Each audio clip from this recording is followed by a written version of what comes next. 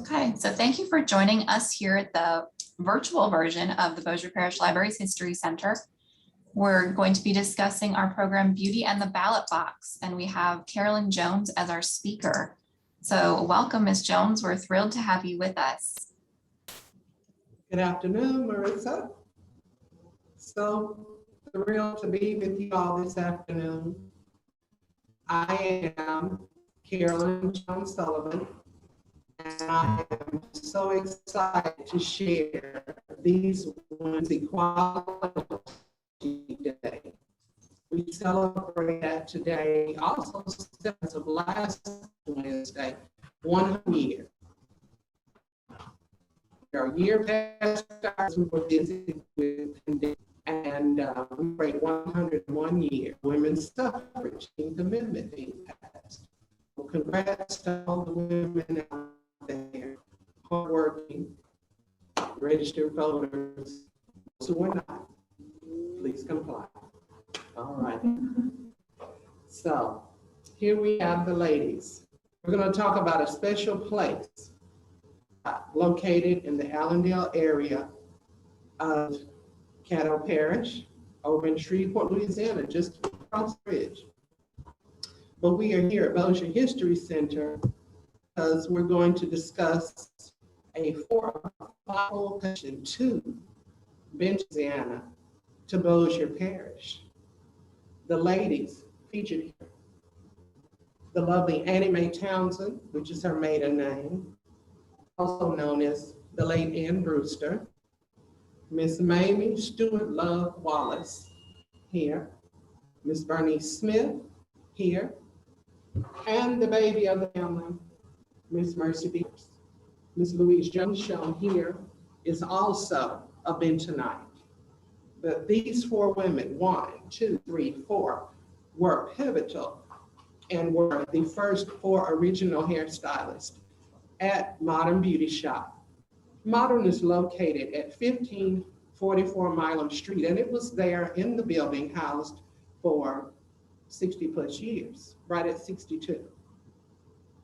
And I know this because I am the lone surviving owner of the shop, but we're going to go back to the beginning. Modern had its inception in the 1600 block of Milam Street, just a block away from where it landed at 1544, in a small house there. The hairdressers started. The original owners were Miss Mamie Love Wallace and the late Ann Brewster. Miss Mamie is also deceased, as you see here from her obituary announcement, but she worked long and hard, many years past Miss Ann. But let's start with Miss Mamie. Miss Mamie Stewart, as she was born, was one of 10 children born to a father who was a preacher, Baptist preacher in Benton, and her mother, a humanitarian, a missionary, and a staunch housewife and teacher of her own children. Miss Mamie had 9 siblings. Of these 9 siblings, there were preachers, there were teachers, there were even cattlemen, ranchers. But she, being of a different mind and an entrepreneurial spirit, wanted to be a businesswoman. She set her sights on being a businesswoman. So at the appropriate age, she attended business school, beauty school, and decided she wanted to own a beauty salon. She was very fashionable, as you can see, even on into her latter years here, with a lovely fox hat and the appropriate coat. She loved all things related to beauty culture, but that humanitarian spirit that she had, which came from her parents, she was able to utilize that at Modern. This is a photo, I hope you can see, of myself standing in front of the last location of Modern Beauty Shop. She got started at that location because the late Bunyan Jacobs, who was an insurance guru in this area, started Lighthouse Insurance with $10 a share money coming in sold $30,000 worth of insurance to people of color and decided he needed the appropriate building. He was Indiana University trained in insurance, college educated, and wanted to go and go forward in the insurance business in this area. And decided it was time with his board of directors to erect a building there near the corner of Milam and Pier. Now, anyone who's familiar with Milam and Pier Avenue knows this was a business hub. All things colorful, all things entrepreneurial. There was a famous restaurant across the street, Harlem House, which was said to have the best hot dog specials in town. I had one. They were right. It's long gone now, but there was a tailoring. Wilson's Tailoring was there, and he did a lot of work for local ministers. And there was Cleaner's House there. Across the street, there was the Green Road Inn, which was famous for military men coming to spend time, listen to music, maybe find a dancing partner, maybe find a life partner. And I believe that is where Miss Bernice met her husband. But back in the saddle with Lighthouse Building, the Lighthouse Insurance Company erected this 2-story building, which was state of the art at the time. It had a built-in intercom, you know, it had a lot, it had built-in radio as well. And, you know, the whole top floor was dedicated to Lighthouse Insurance. And there were many, many people of color that were employed at this location. And one of whom, Clemmy Love, was Miss Mamie's first husband. He was a native of Texas, but we'll forgive him for that. But Mr. Clemmy, a rather short, round fellow with beautiful wavy hair, saw Miss Mamie, and the rest was history. So with her supporter by her side, she and her co-founder, who was also from Benton, born in Benton in 1920, the lovely Ann Brewster, they started a business. She inquired of Mr. Jacobs wanting to have a beauty shop in that location. Mr. Jacobs, can you please put me a beauty shop on the first floor? It's wonderful. We have to move up. We have to upgrade. We have to be there. So Ann moved the hairdressers to 1544 Milam. Miss Mamie was known for doing her bit. This is where the ballot box comes in. She did her bit for voting rights because in that location, women and men, customers, friends, people out of the community were able to come and take that impossible Louisiana literacy test shown here. And why it was impossible, I don't really know. It doesn't look to be that hard, but for people who were not literate, people who could not read, people who were nervous under pressure, there were so many obstacles to going and registering to vote. So though the right to vote existed, especially for women as of 1920, we all know that 1963 is when Negroes, Blacks, people of color were guaranteed the right to vote. So even though you could vote legally, you had a lot of hurdles to cross. In this shop, she tended to her clients, gave them beautiful coiffures, talked to them, stayed in their ear. Are you registered to vote? Things are changing. This is where we make change. Being a registered voter is so important. So in that place, in the booth, in the back, to the left, there was a station where interested parties, those who needed to register, those who needed to prepare, take this test. After all, you had to find out how old you were in months, years, months, days, practically to the hour to pass this test. You had to go at a certain time. She had Saturday afternoon meetings in the shop, very private. People would come from surrounding parishes, Claiborne, from the Ruston area, from Webster Parish, ministers, and other people who were business related to meet at Modern, because it was known as a hub for change. It was a safe place for people of color to go and handle important business. She and Miss Ann were introduced to voting rights and civil rights by none other than Dr. Martin Luther King Jr. They met him at a beauty conference in New Orleans. Interesting. And when he came to Shreveport, he sat in the Templeman Street home of the late Ann Brewster, sipped coffee with Miss Mamie and Miss Ann, talked about anything and everything.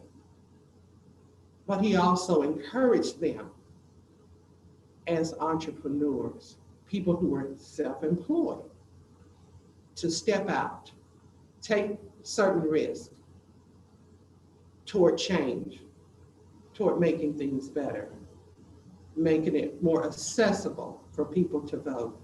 Hence, Miss Ann took up her part, and she housed freedom riders in her home. She fed them. She gave them brief arrangements to stay in her home as they passed through, going hither and yon, to picket, to sit in, to boycott, whatever was necessary.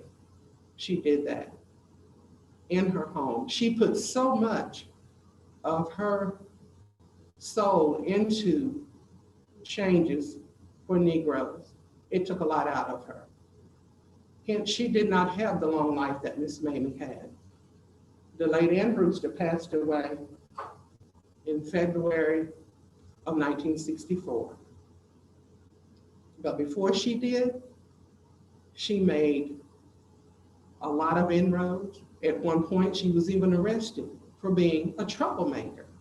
And of course, if you were a person of color at that time and you were not satisfied with the status quo, you were considered a troublemaker.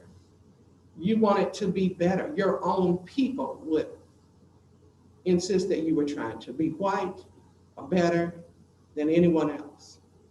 And truly, domestics, school teachers, people who were employed, as Ms. Bernice said many times, by the white fathers, could not take those risks. Ms. Mamie remarked that teachers used to sit in her chair while they were getting their hair done. And Ms. Bernice said, here's $2 for the meeting tonight. Here's $3 toward the cause. You know I can't come. My job will be in jeopardy. But here's my contribution to what you're doing. And I'm on your side and I'm with you. Something to think about. One of Ms. Bernice's customers remarked that she was so excited when integration came at a later time, and she told her white employer, she was a domestic in his home, that she was so excited. Guess what? My daughter is going to school with your daughter. Isn't that something?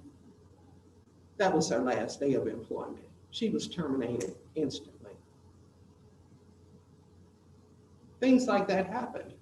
These are real stories, real occurrences. And that's why it's so important that we understand not just women's suffrage, but people's suffrage. The need to vote, the need to be represented, the need to make changes.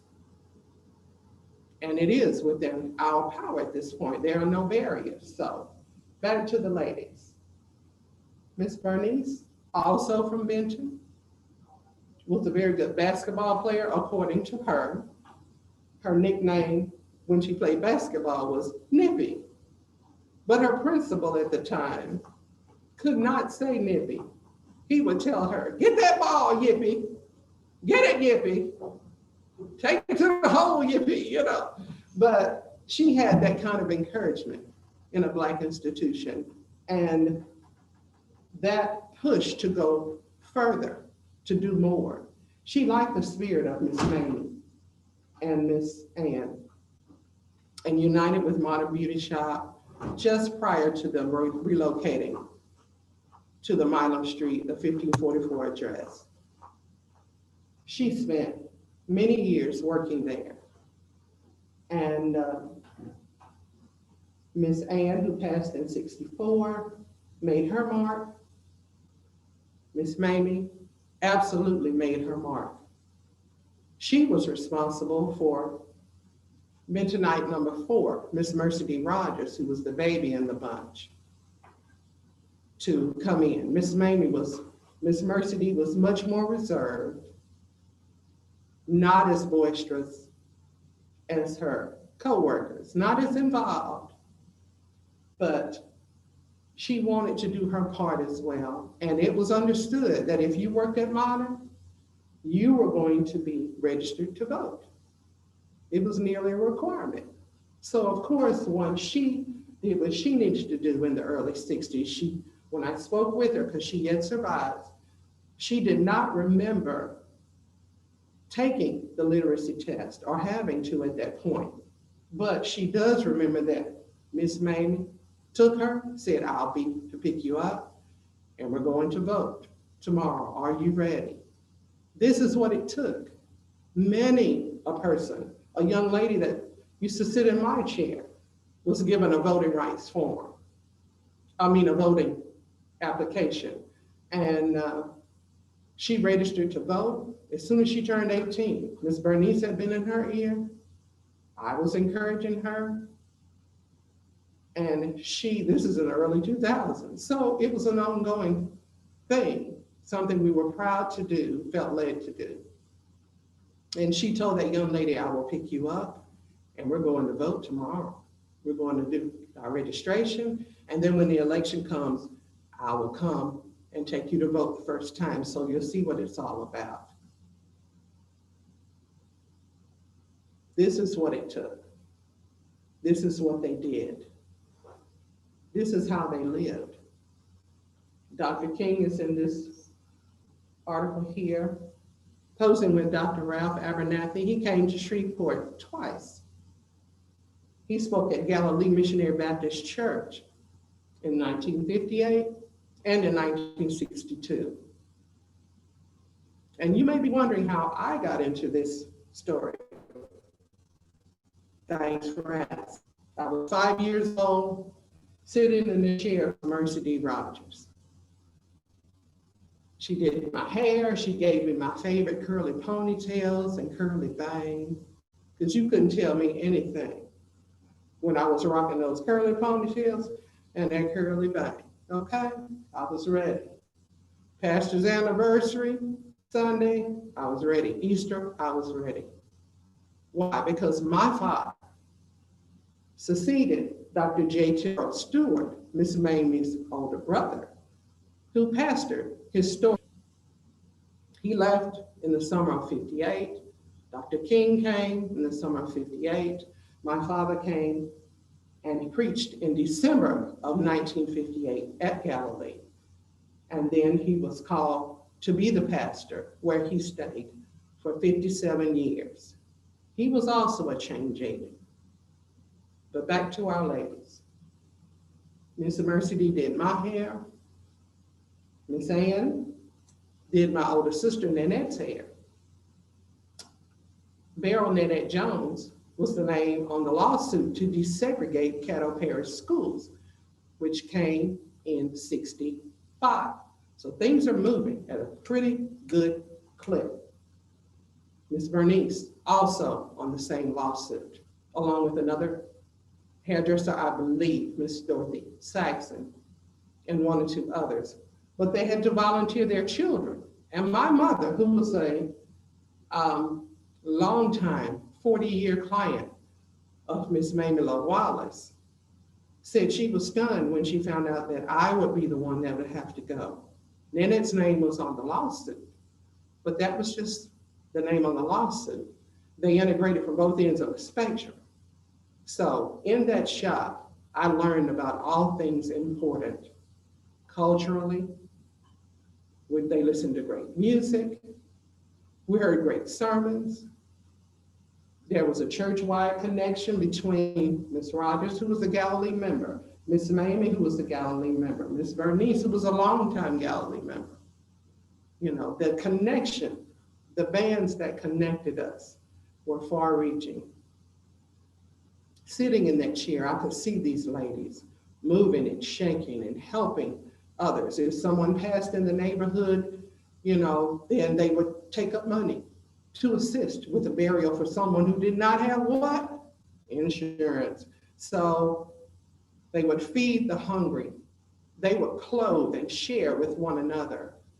If there was a hairdresser whose daughter was smaller size than one of theirs, they donated clothing. They took care of one another. The love and care that was in them, that I'm sure started in Benton, Louisiana, traveled to Caddo, encompassed that entire scene. Care for your fellow man was their thing. And the way to do that was to help them be registered to vote, to minister to them in that way. The way to make progress at that time was to be registered. They did their part. And I'm so proud to be a part of this particular legacy. Here we have some implements that were used by the ladies. I don't know if you can see them or not. It's a pressing comb and a curling iron. And my sister remarked many days that Miss Ann Brewster, who would press her long, beautiful hair and pull it, much like a modern day flat iron, she pulled it. And Miss Bernice would tell you, if you dared cry, which we were all tender-headed, my mother, my baby sister Donna, also done by Miss Rogers, she would tell us, beauty is pain. Sit up straight. You don't want this comb to get you, because that comb was hot. So, you know, we learned life lessons about how to carry ourselves as young ladies, how to be involved in things that were pertinent, things that were life-changing, and things that were upcoming. We were prepared for future things like integration. My father was pastor at Galilee for, like I say, 57 years, and he helped bail many a person out who was picked up at a boycott. Miss Bernice was known to sit in at Walgreens or Woolworth or wherever something was going on. I believe her son was at Stan's record shop and was detained for picketing at Stan's. But the point of view of young people of that time, we're spending our money in this establishment, and there are no people in here who look like us. We are buying the bulk of the records. And we are the ones that are in need of major changes. Dr. King came here twice and spoke and was rather disheartened when he left because he felt like Negroes in this area were rather satisfied. But maybe they just weren't quite as brave as my father, as Dr. C.E. McLean, as Dr. Harry Blake, as Dr. Simmons at St. Rest, which was bombed, as Miss Mamie Love Stewart Wallace, as the late Ann Brewster, as Bernice Smith. This is an interesting lady here. Sidebar, Miss Catherine Bell, who still survives, had the distinction of being a hairdresser. Once she retired from General Motors for a number of years, but her first job was as Mr. Bunyan Jacobs' personal secretary for 24 years upstairs in the Lighthouse building. She saw these ladies every day. She was able to laugh and talk and get her hair done and and mingle with movers and shakers.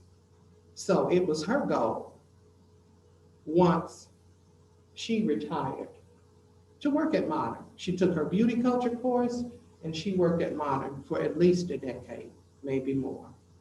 She still survives. I believe she's 90, and a beautiful smile, glowing spirit, and that staunch backbone that these women possessed. They all possessed. Here we also have Miss Charity Sue Smith, who worked in the back to the right of Miss Bernice. She was a mover and shaker in her own right. She was a humanitarian in her neighborhood. She passed away in 1918, as Miss Mamie did. But she took it upon herself to minister to her neighbors, to bake a cake or fix a pot of soup. Or, as Miss Bernice did, teaching me economics, beans and greens and spaghetti with a little slice of cornbread will hold you up. She taught me so many lessons, my personal mentor. And when Miss Mamie retired in 2000, Miss Bernice took the shop over and she ran the shop. And I worked with her for 10 years. A staunch churchgoer, Sunday school member, senior choir member. She ran the Mater D ministry, which fed people at engagements at church. And so Miss Bernice gave her all. She was 83 at the time of her passing in 2010. She passed December 12th of 2010. She was in the shop on Friday, went to a funeral for a customer's relative on Saturday, came to Galilee on Sunday, drove herself, was so tired when she got to the foyer, she asked for a chair and she passed away. But she lived. These women lived their belief, their upbringing, their home training, their conscience. And then she said many times, handle your business, and for goodness sake, register to vote. Thank you so much for this time. And if anyone has any questions at this time, I would be glad to entertain those. Yes, if anyone does have any questions, you can go ahead and write them in the chat box on Zoom, or if you're watching us on Facebook Live, go ahead and just leave a comment and we'll get to those for you. We do see one comment that said if parents did now what these ladies did in the 1960s, we'd have many more young people understanding civics and voting. Lead a horse to water and it is very likely to drink. Same with young people and voting. Absolutely. That's exactly what you were trying to impress upon us. Oh, yes. Yes. Does the Galilee Church still drive people to vote? They will if needed. Absolutely. They, my younger sister, who has a love for voting rights and things civic, and worked a long time as personal assistant to my father when he was president of National Baptist Convention of America for 18 years. She would organize with ministers across the state to have their church vans transport people to the voting booth, from the voting booth, at no charge. Yes.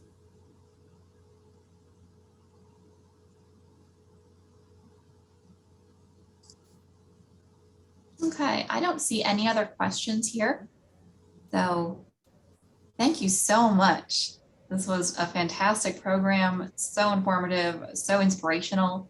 We're very glad to have you join us, and thank you to everyone who did attend. We had a number of participants. I think we had 15 or 16, which is excellent for our virtual programs. So thank you so much. Yep, we have teachers who are saying they're very thankful to have watched. So, okay, thank you, everyone. Thank you, everyone. And if you would like to have me come to speak to your group or do a virtual event such as this, please contact me. I will leave my information with Bossier History Center, and we'll be in touch. Thank you so much for your time.